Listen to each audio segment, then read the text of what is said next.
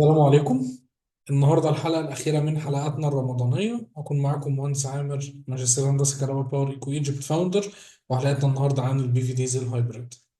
إيه اللي بيميز البي في ديزل هايبريد عن الأون جريد والأوف جريد العادي؟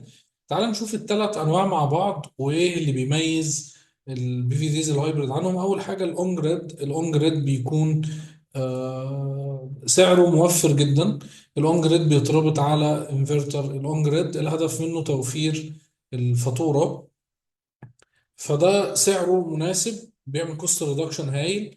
المساحات المطلوبة بتوفر على قد الانرجي المطلوبة، لأن الأون جريد بيتحسب على متوسط الاستهلاك الشهري للعميل أو للأحمال نفسها، مش على الأحمال أو مش الاستهلاك خلال 24 ساعة، لا، متوسط الاستهلاك الشهري للعميل. وده بيكون معقول بالنسبة للديزاين محطة زي الأون جريد. فسعرها كويس، أكلة خفيفة، تقدر تهضمها بسرعة، لكن مشكلتها إن لو الكهرباء قطعت الأكل راح عليك.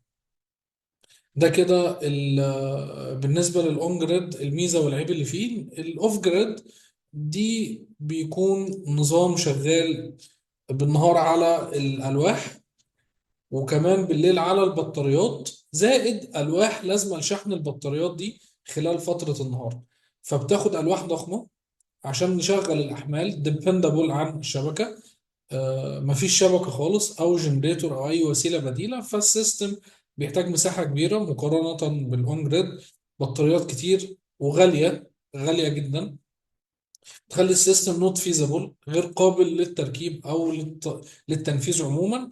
فدي أكلة تقيلة، سعرها غالي، لازم تاخد وقت عقبال ما العميل يوافق عليها. فدي كده مشكلة الأوف جريد، ومش دايما بتتركب بالمناسبة. يعني من كل 1000 عميل أوف جريد ممكن عميل واحد يركب. طيب البي في ديزل هايبريد حقق المعادلة الصعبة، إن أنا عندي بالنهار أقدر أشتغل على ديزل جنريتور.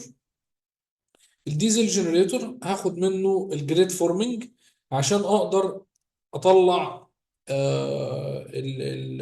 الباور من الانفرتر عشان أغذي اللود، وكمان على مدار اليوم اخد الانرجي اللي تكفي اللودز دي.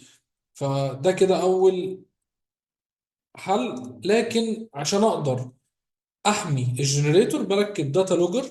الداتا لوجر ده بيقرا من سمارت ميتر، بيقرا الكرنت المسحوب من الجنريتور عشان يخرج قد ايه بالظبط دايناميكلي ادجستد، يعني هو ما بيزيدش عن التيار. الجنريتور بيتسحب منه دلوقتي وبيتغير باستمرار على حسب التيار المسحوب من الجنريتور. طب ايه الهدف؟ ان انا ما ارجعش كرنت على الجنريتور، اعمل له دامج، ادمر الجنريتور ده. فدي ميزة التشغيل النهاري. في اوبشن تاني للتشغيل بالليل، احسب عدد الساعات للتشغيل الليلي والاحمال المطلوبة طوارئ بس. مفيش رفاهية في اختيار احمال بطاريات. بنختار الاحمال اللي ما ينفعش يفصل عليها الكهرباء، ودي اعتقد قليلة، زي الثلاجة، زي الإدارة، زي لو مروحة. والإنارة طبعا أهم جزء في الثلاثة. الثلاجة والإنارة و- ولو في عندي أي أحمال طارئة تانية ما ينفعش يفصل عليها كهرباء. ففي الحالة دي بختار نظام بطاريات بيشتغل مع شغل الليل بس. طيب بيشتغل إزاي؟ التشارجنج ديس بتاعه بياخد الانرجي اللي جايه من انفرتر الاون جريد طول النهار، او من الجنريتور، او من الشبكه، عشان يشحن البطاريات خلال فتره النهار المتاح فيهم، وزياده عن اللود بيشحن البطاريه. طيب بعد ما البطاريات بتتملي بيبدا الانرجي اللي موجوده تغذي اللود، بس كده البطاريات مشحونه. بعد ما الليل يليل وكل المصادر دي مش موجودة، ولا جنريتور ولا ألواح ولا شبكة، تبدأ البطاريات تدخل الخدمة وتغذي اللود الطوارئ بس خلال فترة الليل. وده عن طريق ترتيب أولويات التشغيل من جوه الانفرتر نفسه. هنختار الاختيار الأول ألواح جنريتور بطارية، أو جنريتور ألواح بطارية، أو شبكة بس، أو جنريتور بس. من بريوريتي التشغيل جوه الانفرتر الأوف جريد نفسه، بتقدر تغير أولوية الشحن والتغذية لللود من خلال الانفرتر ده كده بالنسبة للبي في ديز الهايبريد، ومن أهم وأقوى الحلقات معانا. دي كده كانت حلقاتنا السنة دي. كان شرف ليا استضافتكم جميعا. وتقدر تشترك معنا على جروب التليجرام، مجموعات الفيسبوك، وكمان لينكد ان. وأي وقت تحت أمرك في أي استفسار. مهندس عامر وفريق ايكو ايجيبت بالكامل.